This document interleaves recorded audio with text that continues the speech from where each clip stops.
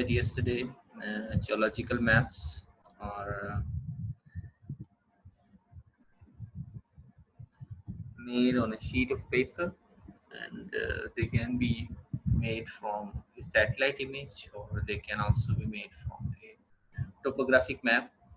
And I hope you guys remember what topographic map is. A topographic map is a sheet on which we represent different features with various symbols and with contours to show the elevation. Remember, there is a difference between topographic map and a geological map. Geological map is the one in which you have different rock types, and normally we don't have the contouring here as we did in the topographic map. And here it is mostly the lines and different type of symbols are used to differentiate various rock types. This is how a geological map looks like, and it has various parts. And these various parts we will try to explain in the coming lectures, and try to see what important information a geological map can give us. Geological maps have been drawn for more than 200 years, 300 years, but their previous record is quite old. You need to remember that the geological map history, same like the geological history, is quite old, and people especially remember when you go to the mining industry. So the miners, mining is continuous before Christ, and mining is continuous like 3,000 years ago, 4,000 years ago. Even like your civilizations of Mohenjo-daro and Harappa, they they have discovered such artifacts and such tools that were used by those guys living some 5,000 years ago in these areas where we live now. And they used different tools made up of various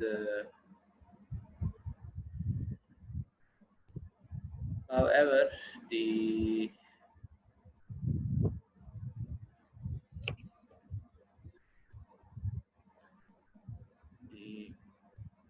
the record of oldest geological map is one was the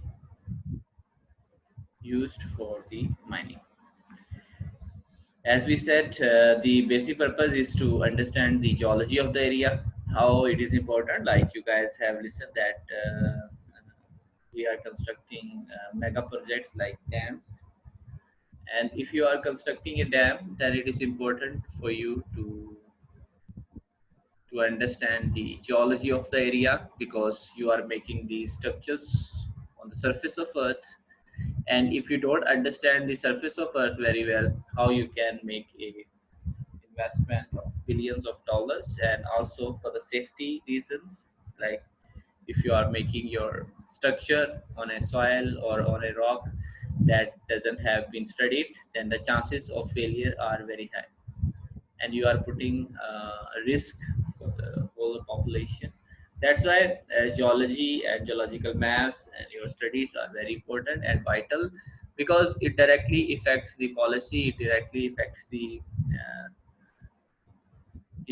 population, it directly affects the masses, and a wrong decision can lead to a disaster, and a good decision can result in the longevity. Maybe the structure can live for 100 years, 200 years, because it has a certain life based on the geological parameters and based on the conditions, and based on the material that you use.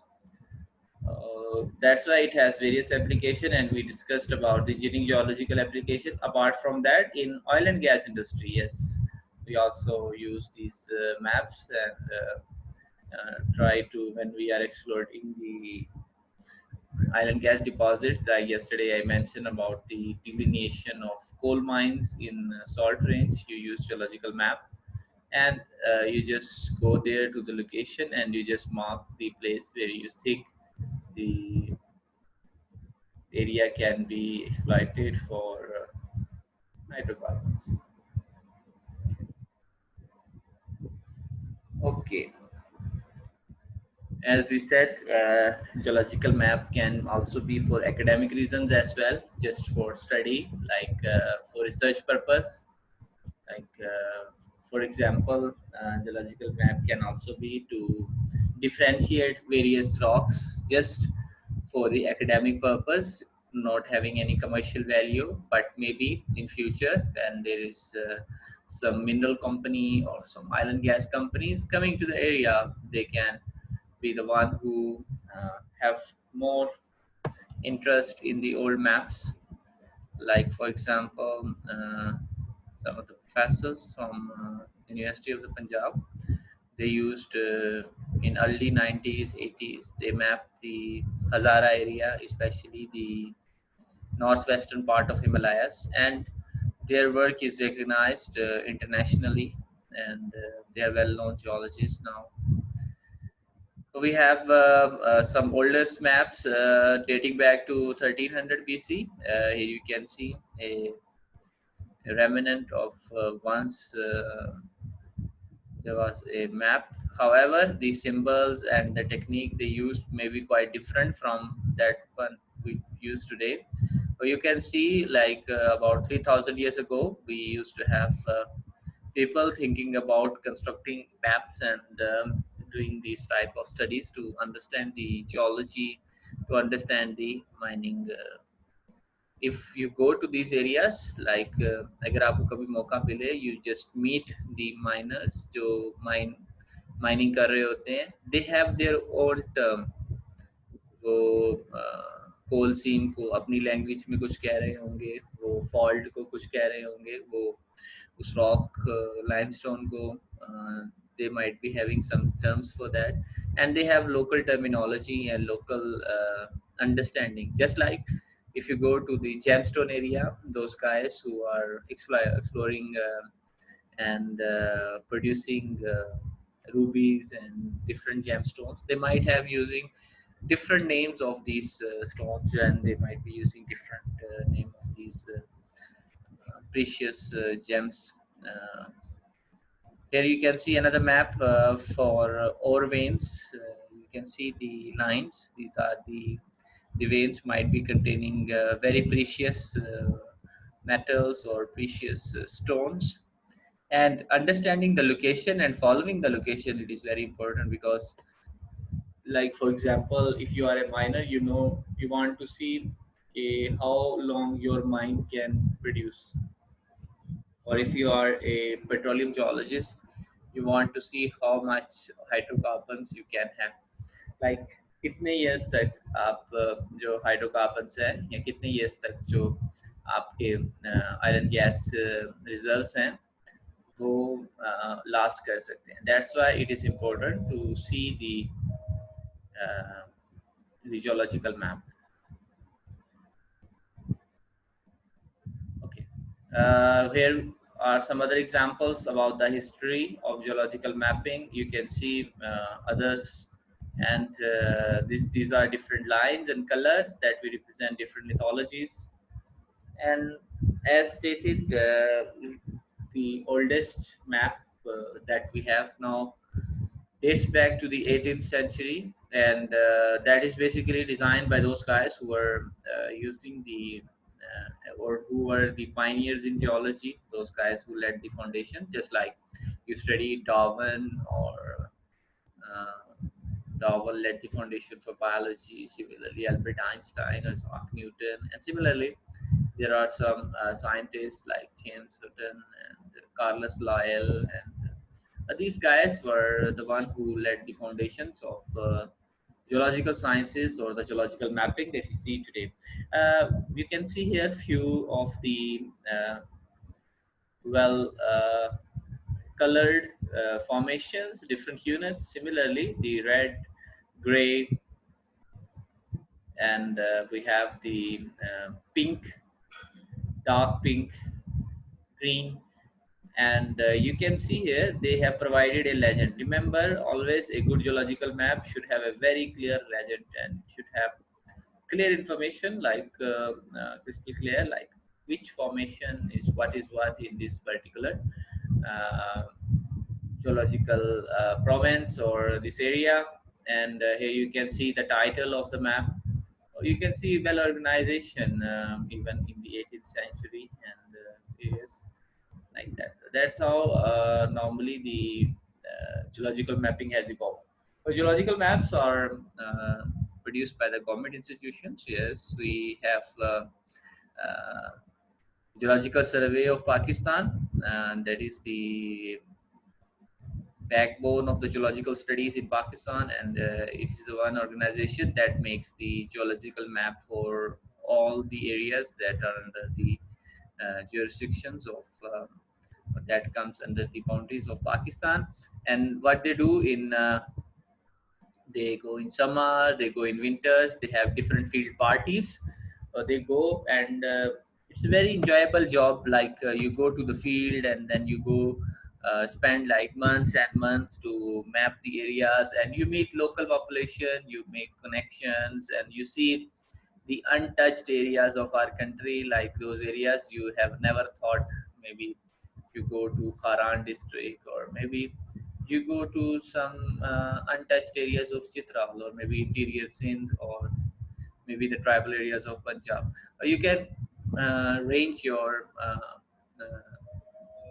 geological studies from areas to areas, and it's always helpful. Like for example, tomorrow if you guys inshallah you get a job in Geological Survey of Pakistan, so it is very essential for you guys that you study the geological reports of that area.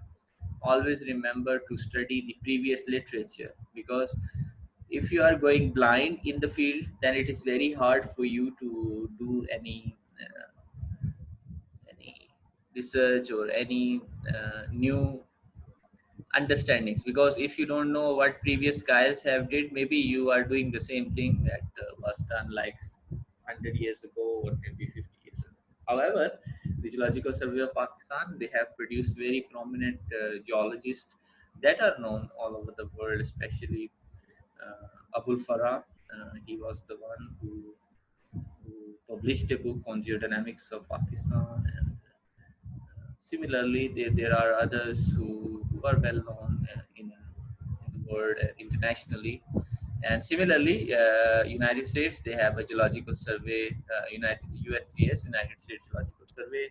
Similarly, Saudi Arabia, they have Saudi Geological Survey, SGS, they call it SGS.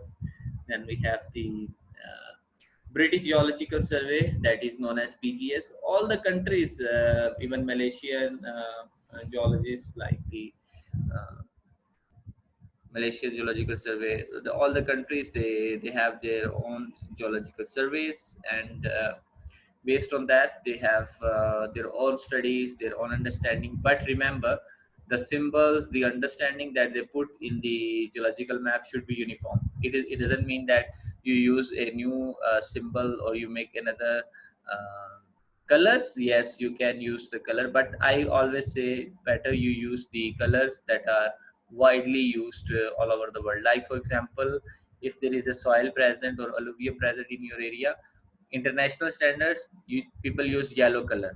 You better you go for yellow color. Limestone, people use blue color, better you use the blue color. Similarly, shales, if the people use internationally darker colors, better you go for darker color, because it will be more easy for you to address your audience.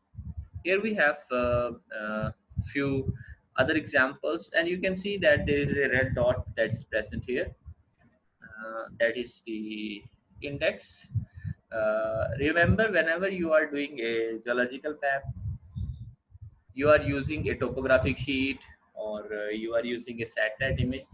And like for example, if you are given a sheet of this size, and you are in Saudi Arabia, or you are in Iran, or you are in Afghanistan, or you are in some Central Asian countries, how you will know that this sheet belongs to which area?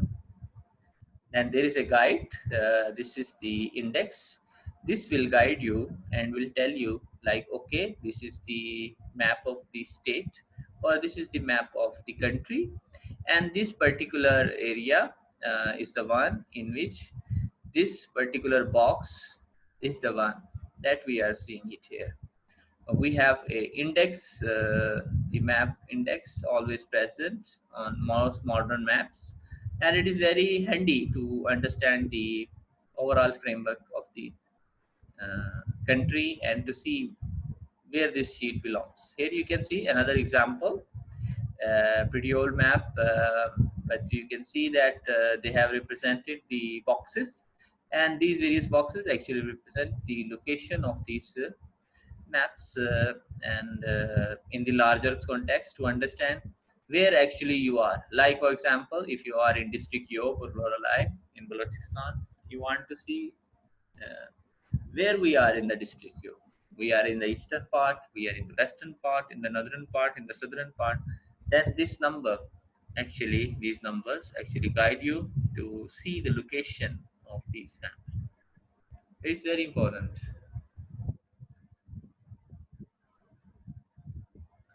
Oh, sometimes some maps are for selected regions, or maybe for a selected feature.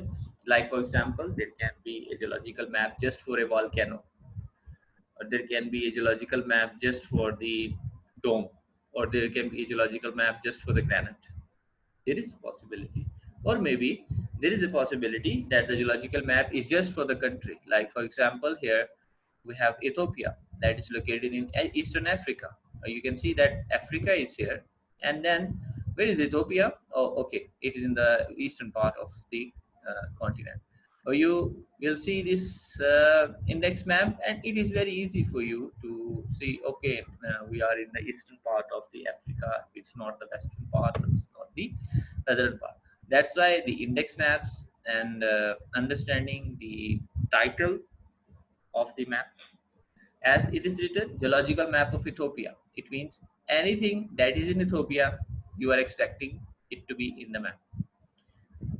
But however, the features like they will try to represent the major features, because you are talking about a map of the country, or maybe you are ignoring some details. However, like for example, if the government of that country decides to make a dam like on this side, then maybe you have to zoom in that area and provide more details and more understanding of that particular place in terms of the geology, in terms of the structure, in terms of the faulting, in terms of the fractures, in terms of the lithology, so and so on.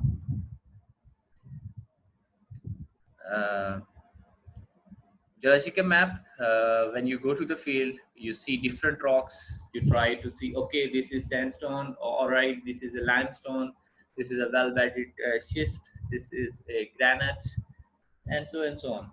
And based on that, you just interpret that feature, and you put that and describe it on a piece of sheet, and that you take with you in the field, and then you you just try to make it in various sheets, and then you go to the office, you go back to your office where you normally compile all these findings and make it a uniform map, and that's the place where you make some necessary corrections, and you see, okay, we have these features in this area, and how these different features are located with each other, and what are the various aspects that are present in that particular area. That's how normally they do. However, always remember, when we are compiling a geological map, it shouldn't be like that. You use pink color for granite, and in the same map you use green color for the granite.